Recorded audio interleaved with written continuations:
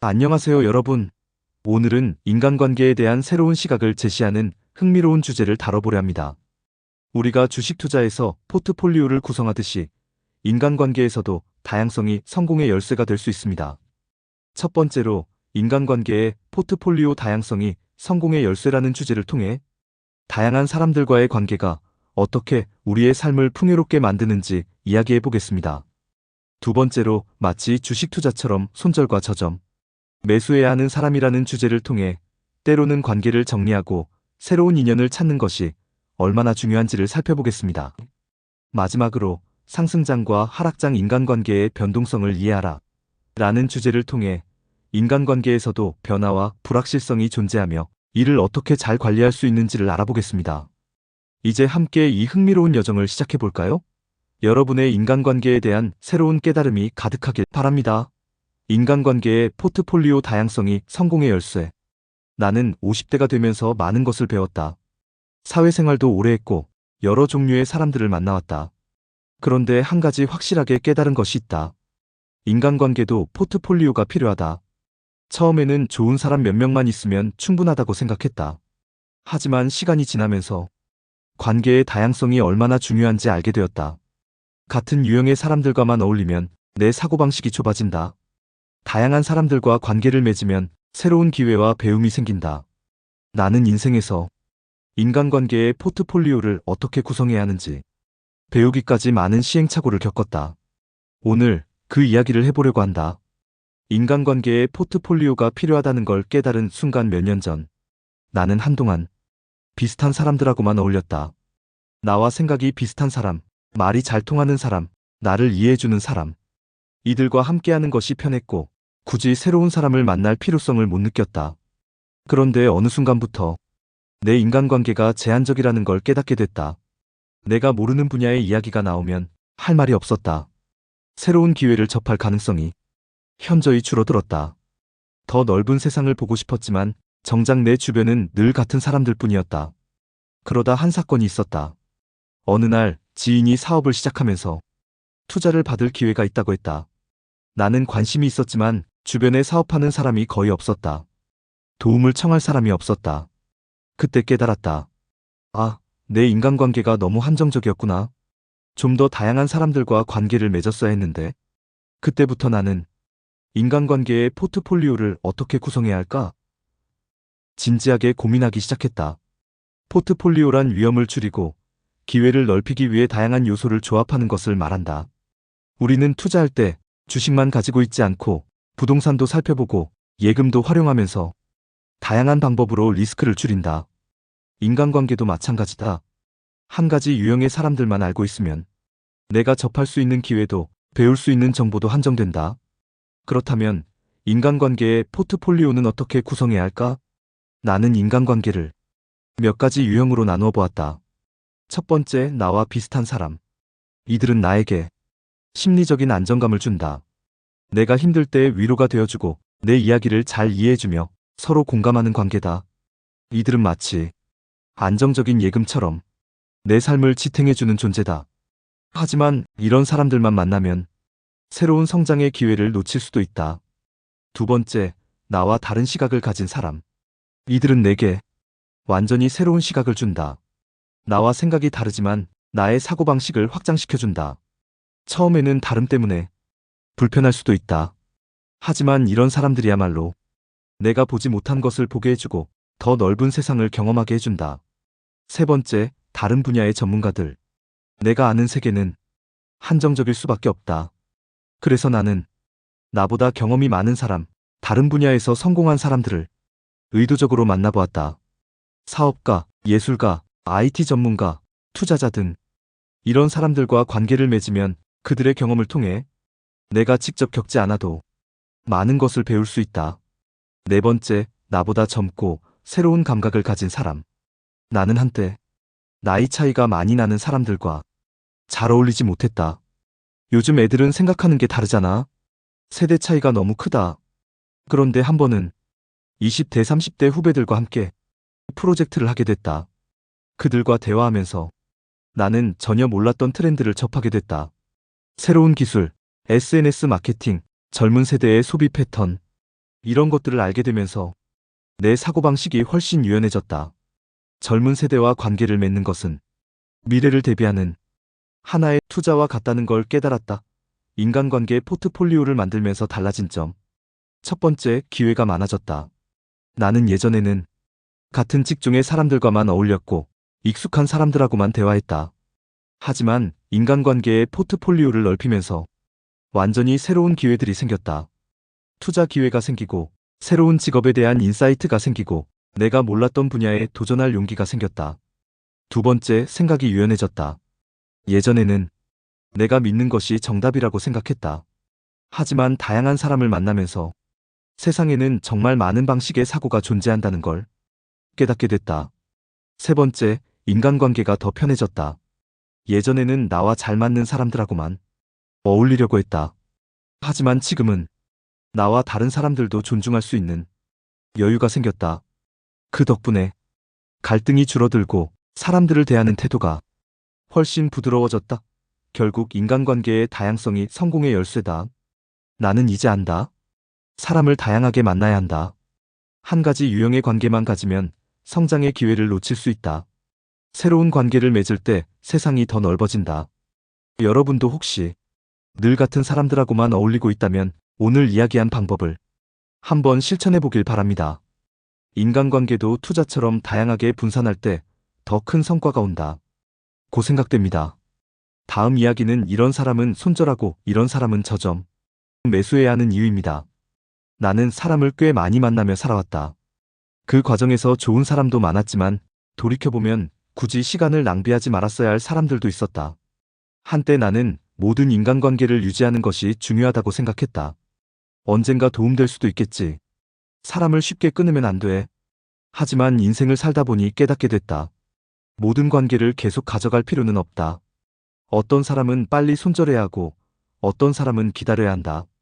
마치 주식 투자와 비슷했다. 손절해야 할 인간관계는 빨리 끊어야 한다. 반대로 저평가된 사람을 알아보고 관계를 유지해야 한다. 나는 이 사실을 늦게 깨달았다. 그리고 그 과정에서 잘못된 사람에게 시간과 에너지를 낭비하기도 했다. 오늘 그 이야기를 해보려고 한다. 손절해야 할 사람 인생을 갉아먹는 관계. 나는 예전에 사람을 쉽게 끊으면 안 된다고 생각했다. 하지만 그 생각이 틀렸다는 걸 깨닫게 된 사건이 있었다. 첫 번째 만나면 항상 피곤해지는 사람. 몇 년 전 나는 한 동료와 친하게 지냈다. 그 친구는 늘 불평불만이 많았다. 회사도 문제야. 사장도 답이 없어. 세상은 원래 불공평해. 나는 처음에는 그 친구를 위로해야 한다고 생각했다. 그래서 공감해주고 조언도 해줬다. 하지만 시간이 지나면서 알게 됐다. 이 사람은 변하지 않는다는 것. 오히려 나는 그와 대화하고 나면 항상 기운이 빠지고 부정적인 감정만 남았다. 그때 깨달았다. 아, 이 사람은 내 인생을 갉아먹고 있구나. 손절 기준 늘 불평불만만 하는 사람, 해결책을 찾기보다 남 탓만 하는 사람, 내 에너지를 소모시키는 사람. 이런 사람은 빨리 손절해야 한다. 두 번째, 나를 이용하려는 사람. 나는 한때 이용당하는지도 모르고 살아왔다. 좋은 게 좋은 거라고 생각했고 부탁을 받으면 거절을 잘 못했다. 그런데 한 친구가 있었다. 늘 연락이 올 때는 야, 이것 좀 도와줄 수 있어? 필요할 때만 나를 찾았다. 한 번은 나도 일이 많아서 거절했다. 그랬더니 그 친구는 그 뒤로 연락이 뚝 끊겼다. 그제 알았다. 아, 이 사람은 나를 친구로 본 게 아니라 이용할 수 있는 사람으로 봤구나. 손절 기준 도움받을 때만 연락하는 사람, 내가 거절하면 태도가 바뀌는 사람, 자기만 챙기고 내 사정은 신경 쓰지 않는 사람. 이런 사람과의 관계는 더 오래 끌고 갈수록 손해다. 세 번째, 늘 비교하고 나를 깎아내리는 사람. 나는 예전에 한 친구가 있었다. 겉으로는 친했지만 늘 나와 자신을 비교하면서 나를 은근히 깎아내렸다. 야, 너 아직 그 월급 받아? 나 이번에 연봉 올랐어. 너는 왜 아직도 그 차 타고 다녀? 나는 처음엔 그냥 장난이라고 생각했다. 하지만 시간이 지나면서 이 사람이 내 자존감을 갉아먹고 있다는 걸 깨달았다. 손절 기준 늘 비교하면서 은근히 깎아내리는 사람. 내 성공을 진심으로 축하하지 않는 사람. 나를 무시하는 듯한 태도를 보이는 사람. 이런 사람은 그냥 곁에서 사라지게 두면 된다. 저 점 매수해야 할 사람은 시간이 지나면 가치를 아는 관계로 반대로 처음엔 잘 몰랐지만 나중에 진가를 알게 된 사람들도 있었다. 첫 번째 조용히 응원해주는 사람. 나는 예전에 겉으로 티내지 않지만 진짜 나를 응원해주는 사람이 있다는 걸 몰랐다. 한 번은 내가 힘든 시기를 겪고 있을 때 다들 조언만 할 때 한 친구가 말했다. 나는 네가 결국 잘 될 거라고 생각해. 그 친구는 화려한 말도 하지 않았고 나에게 조언을 하려고 하지도 않았다. 그냥 내 편이 되어 주었다. 시간이 지나고 보니 그런 사람이 진짜 좋은 사람이었다. 저점 매수 기준. 티나지 않게 나를 응원해주는 사람, 힘들 때 조용히 곁에 있어주는 사람. 비난하지 않고 있는 그대로 존중해주는 사람. 이런 사람은 절대 놓치면 안 된다. 두 번째, 성장하려고 노력하는 사람. 나는 주변에서 처음엔 보잘것없어 보였지만 계속 성장하려고 노력하는 사람들을 봤다. 그들은 처음엔 별로 주목받지 못했지만 꾸준히 자기 개발을 하며 조용히 자기 길을 갔다. 그리고 시간이 지나자 성공하고 더 좋은 사람이 되었다. 그때 깨달았다. 사람도 투자처럼 저점일 때 알아보는 안목이 필요하다. 저점 매수 기준. 겉으로 부족해 보여도 꾸준히 성장하는 사람. 남과 비교하지 않고 자기 길을 가는 사람. 성실하고 노력하는 태도를 가진 사람.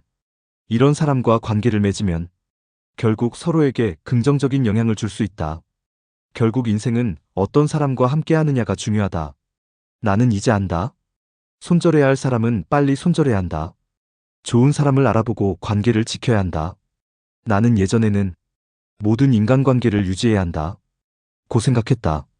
하지만 이제는 관계를 정리하는 것도 인생의 중요한 기술이라고 생각한다. 인생을 갉아먹는 사람은 손절하라. 진짜 가치를 가진 사람은 저점에서 매수하라. 여러분도 한번 생각해 보길 바란다. 나는 지금 어떤 사람과 함께하고 있는가? 그 답을 찾는 순간 여러분의 인간관계도 더 건강해질 것입니다. 다음 이야기는 주식의 상승장과 하락장처럼 인간관계의 변동성을 이해하라입니다. 나는 60대가 되면서 인생도 투자처럼 상승장과 하락장이 있다는 걸 깨달았다. 일이 잘 풀리고 사람들도 나를 따르고 관계가 편안한 시기가 있다. 반대로 사람들과 멀어지고 예전 같지 않은 관계들로 고민하는 시기가 온다. 마치 주식시장이 오르내리듯 인간관계도 변동성이 있다. 나는 한때 관계는 늘 일정해야 한다고 믿었다. 진짜 친구라면 언제나 함께해야지. 좋은 관계는 변하면 안 되지. 하지만 인생을 살다 보니 이런 생각이 틀렸다는 걸 알게 되었다. 상승장이 오면 많은 사람들이 내 곁에 몰려든다. 하지만 하락장이 오면 그중 일부는 자연스럽게 사라진다. 나는 오랫동안 이 변동성을 받아들이지 못해서 많이 힘들었다. 하지만 이제는 안다. 관계는 흘러가는 것이고 그 흐름을 이해하는 사람이 더 건강한 인간관계를 맺을 수 있다. 오늘 그 이야기를 해보려고 한다. 사람들은 몰려든다. 나는 50대 중반까지 사회적으로 꽤 좋은 위치에 있었다. 직장에서도 인정받았고 경제적으로도 안정적이었으며 인간관계도 활발했다. 그때는 주변에 사람이 정말 많았다.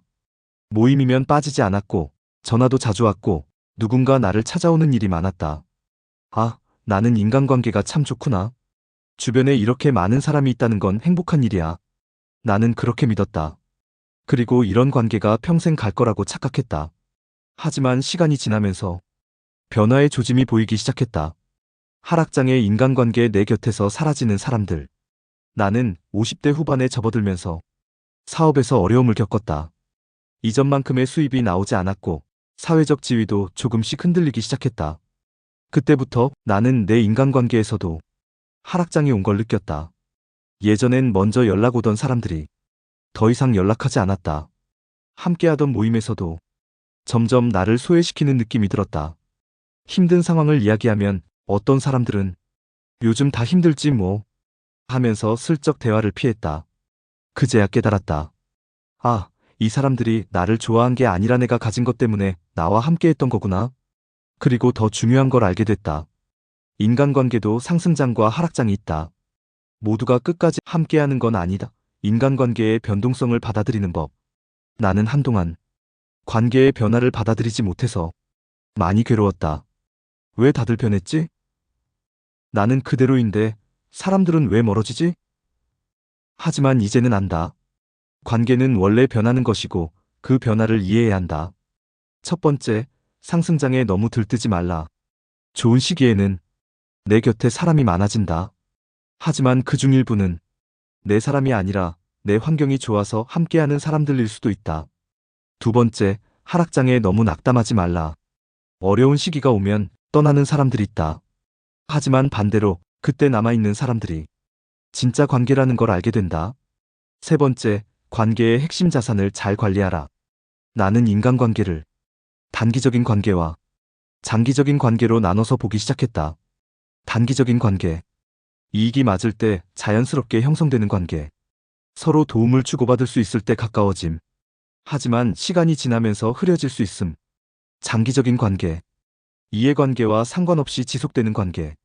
기쁠 때뿐만 아니라 어려울 때도 함께하는 관계. 서로 진심을 나누는 관계. 나는 하락장을 겪으면서 내 인간관계를 다시 정리했다. 떠날 사람은 떠나게 두고 끝까지 함께하는 사람들에게 더 집중하기로 했다. 그렇게 하니 인간관계가 훨씬 단단해졌다. 인간관계에서 상승장과 하락장을 현명하게 활용하는 법 첫 번째. 상승장일 때 진짜 관계를 확인하라. 좋을 때는 누가 진짜 내 사람인지 알기 어렵다. 그래서 나는 이런 방법을 사용한다. 내가 힘들다고 했을 때 진심으로 걱정해 주는가? 내게서 얻을 게 없을 때도 같이 시간을 보내는가? 이런 질문에 예스라고 대답할 수 있는 사람이라면 그 사람은 하락장에서도 남아있을 확률이 높다. 두 번째, 하락장일 때 관계를 정리하라. 관계는 하락장을 겪을 때 진짜가 드러난다. 나는 어려운 시기에 나를 피하는 사람, 나를 이용하려는 사람들을 정리하기 시작했다. 그리고 나를 진심으로 걱정해주는 몇몇 사람들과 더 깊은 관계를 맺었다. 그랬더니 오히려 인간관계가 더 편안해졌다. 세 번째, 인간관계도 분산 투자하라. 나는 이제 사업하는 사람, 예술하는 사람, 젊은 친구들, 오랜 친구들, 다양한 관계를 유지하려고 노력한다. 한 가지 유형의 관계에만 집중하면 하락장이 올 때 더 힘들어지기 때문이다. 결국 인간관계의 변동성을 인정해야 한다. 나는 이제 안다. 인간관계에도 상승장과 하락장이 있다. 사람은 변할 수 있고 관계도 변할 수 있다. 하지만 진짜 관계는 하락장에서 빛난다. 여러분도 혹시 관계의 변화로 고민하고 있다면 오늘 이야기한 방법을 실천해 보길 바랍니다. 사람도 관계도 흐름이 있다. 변화를 받아들이는 사람이 결국 이기게 되어 있습니다. 감사합니다.